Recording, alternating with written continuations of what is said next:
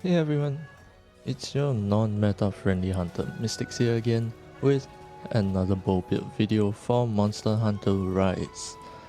Last time we left off with early high rank builds around um, nearly a whole month ago. I do apologize for taking so long, but I'm having lots of fun with the game, alright? And I've got a job to do, so cut me some slack.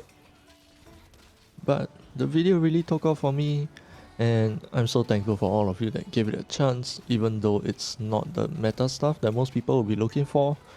Really, thank you guys so much. So for this video, I plan on giving my personal sets until around early to mid 7-star quests, because I basically only just reached the end of version 1 of the game myself, and I don't want this video to be too long, so I'll have my current sets as a separate video.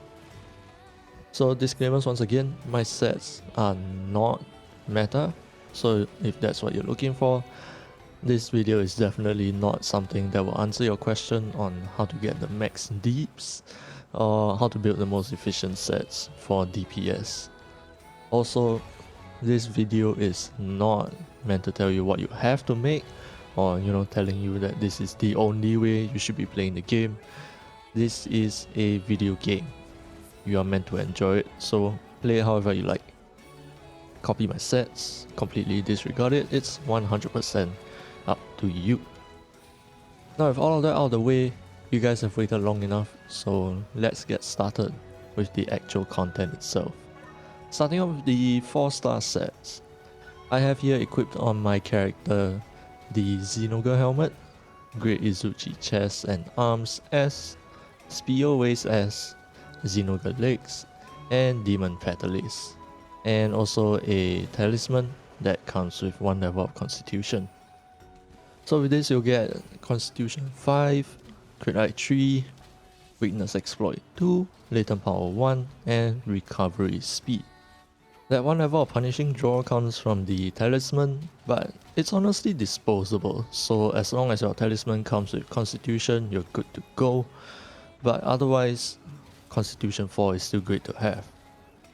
There aren't a lot of skills, so let's get through them real quick. So for Constitution, it's a standard skill to have in any bow set, since nearly every single action you do with the bow consumes stamina, so being able to reduce that consumption rate is a godsend. Additionally, if you don't know yet, the stamina reduction cap has been increased in Rise compared to WoW, so even with Constitution 5, you can still further decrease it with stuff like Dango Fighter, Dash Juice, your Palicos buff, Pepper Sex and all that. So stamina management won't be much of a problem anymore with this build. You don't need level 5 though. I think level 3 or 4 would probably be enough, but I like my comfort, and like I said, I'm not about the meta and max DPS stuff. Critical Eye and Weakness Exploit. Again, standard skill for many builds. Having more affinity can do you no harm. So for those of you who don't already know, affinity is what critical chance is called in this game. And just like all other games, critical hits grant you extra damage, so having a higher affinity is always nice. Latent power is just a byproduct, honestly, but it's kind of nice to just, have it sitting there. Gaijin Hunter has done a whole video about its activation criteria because it's never been specified in the game itself, so go check that out, link in the description. But basically what the skill does is give you some extra affinity and stamina reduction when it activates. So overall a pretty useful skill to have, since it's going to be in the build anyway, And then recovery speed is also another byproduct, and it just makes it so that you recover the red portion of your health a little bit quicker. Can't say that it makes a noticeable difference, but it's there regardless. Moving on to 5-star builds, we keep the Zinogre helmet, but have the Royal Ludroth chest instead. Great Izuchi arms, Lagombi waist, Puke legs, Demon Petalist, and this time instead of Constitution, I have a talisman that gives me free meal, and in my case, it gives me free meal 2 on its own. Also, it's at this point that I started doing the decoration farming to get 5 of each element. So with this build, you get Elemental Attack 5 depending on which element you're using, Constitution 5, Free Meal 3, Stamina Surge 2, Crit Eye 1, Latent Power 1, Ballistics 1, which is previously known as Aim Booster, and also Flinch Free. All 5 levels of the Elemental Attack and 1 level of Free Meal and Flinch Free comes from the decorations. So since Bow is an elemental damage focused weapon still, I wanted to make use of that and max the damage of it out. That's pretty much all there was to my thought process of that, honestly. Stamina Surge 2 is also a very nice skill to have for the bow, and it's probably what most players have in their sets as well. So with Constitution, it decreases your stamina reduction rate, but with Stamina Surge, it instead increases your stamina recovery. So you gain more stamina back between each shot you take. Neato. Free Meal. Probably my most loved comfort skill so far because I'm horrible at dodging despite that and positioning being a core part of bow gameplay.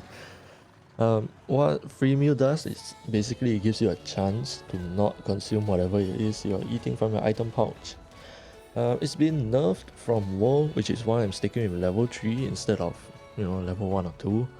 But it saved me so many potions. 10 mega potions will easily last you an entire hunt even if you get hit a little bit more often. And then pair that with the first aid that's given to you at the start of the quest, you'll never have to worry about running out of heals. And that is extremely comfy, I must say. Flinch Free on the other hand is really only useful in multiplayer hunts, so if you're more of a solo kind of hunter, feel free to scrap this skill for something else. But having a level 1 makes it so that your character never gets flinched by other players, while you're all attacking, especially when the monster is down. And I know that can be very annoying, when everybody's all clumped up at the head or something. However, do note that with this skill, it also makes it so that other players can't flinch you to get you out of stuns and stuff. So yeah, be careful of that when you put in Flinch Free into your build. Rising up to the 6-star sets, we have the Zinogre Helmet and Chest S, Toby Kadachi Arms S, Logombi Waist S, Remobra Legs S, Demon Petalist, and once again, a Free Meal 2 Talisman. With this, you can get Elemental Attack 5, Constitution 5, Weakness Exploit 3, Free Meal 3, and Latent Power 2. Have you noticed a recurring pattern in my builds yet? Pretty much just finding ways to keep Constitution 5 and Free Meal 3 at this point. And I'll be honest, I don't know if the stamina reduction from Latent Power stacks with Constitution, because apparently there are 2 categories to stamina reduction, them being internal and external, and each of these 2 categories has their cap. Constitution falls into the internal category, but if I have to go purely off of guessing, I would say that Latent Power probably falls under internal as well. So my guess is that they don't stack in this case, because Constitution 5 already hits the 50% cap of the internal category on its own. But I'll take the free affinity from Latent Power any day. If you guys want to find out more about the category thing, Titus has made a video about it, so I'll link that in the description as well. Otherwise, skill choices are pretty much the same as before, so I'll skip past that part. Moving on then. Before moving on to the 7-star builds, it was at this point that I made a practice build using evade window 5 with high rank Nagakuga unlocked. So I want to share that with you. So I've got the Nagakuga helmet, chest and legs S, Tobikadashi arms S, Logombi waist S, Demon Petalace, and free Mewtwo talisman. With this you can get elemental attack 5, constitution 5, evade window 5, crit eye 3, and free Mew 3. Honestly, you can choose to swap out to the Fortitude Petalace instead to gain more stamina and defense. Because this is a practice build after all, but I was just lazy to change it out. But for this build, I would say it's more for using on monsters that you aren't familiar with yet, or maybe you're having a lot of trouble with the, whatever monster it is. So use it to give yourself the opportunity to learn their movesets and timing your dodges for a counter. Especially if you like using dodge bow, because that's a big difference between dodge bow and sidestep. You actually get rewarded for timing your dodges right.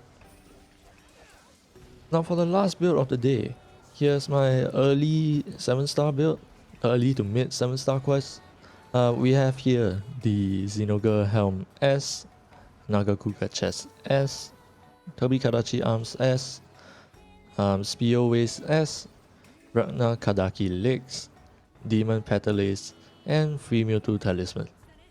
So with this you can get elemental attack 5, constitution 5, weakness exploit 3, free Mew 3, crit eye 2, stamina surge 2, latent power 1, and evade window 1. Ragnar's legs are just too good to pass up, honestly, because it gives you 2 levels to constitution and stamina surge each on its own. It's like it was made specifically to be used on the bow. I mean even the entire set seems to be made purely for the spread bow for that matter, if I'm being completely honest. So if you want, you can totally wear the entire set on its own and be pretty comfy with some decent damage for the spread bow at least. I just personally prefer Pierce, which is probably the reason I didn't go for that idea. And then also you can swap out Toby's arms for Ragnar's arms instead to end up with Constitution 4 and Stamina Surge 3 while keeping the same deco slot, but that's up to you. I just think that this build is pretty damn comfy as it is, and I don't need Stamina Surge level 3, so yeah. As for the bows themselves, once again, Pierce is my favorite shot type, and I know that it's pretty much the least ideal one out of the 3 shot types for consistent damage, but I like it, so suck it up. For fire, I stick with the Banahabra's fire bow for the most part, but once I got to 7 stars, it very quickly got replaced by Ragnar Kadaki's bow. I mean, it's just a huge upgrade in every aspect. You have more raw, you have more elemental damage, you have a buttload of deco slots, it's still Pierce? Like, hello? Is that really even a debate anymore? For Thunder, I started with Kazu's bow because of the elemental damage, and Spread is my next preferred shot type. But then I realized that the Rampage bow can be customized to fit any element and shot type, so I slowly transitioned to using the Rampage bow instead. For ice, I like using Banahabra's ice bow. You could decide to use the bow from the ice tree because of its huge elemental damage, but honestly I just can't seem to like rapid shots in this game, so I don't really use it. It's probably just because of my terrible aim, but For water, I'm sticking with the Royal Lujos bow, just like before in the previous build video. And then for dragon, I chose Banahabra's dragon bow over Ibushi's bow because again, Pierce. But there aren't a lot of monsters weak against dragon anyway, so it doesn't really matter too much. I only got this because of Nawa, really. For raw bows, I would go with either Nagakuga's or Magnamalo's bow. I would choose Nagakuga's bow more often, but I'll probably use Magnamalo's when the monster is smaller in size, because even for me, Pierce is pretty bad for monsters with a small body. It's just not nearly as satisfying to use Pierce against those kind of monsters.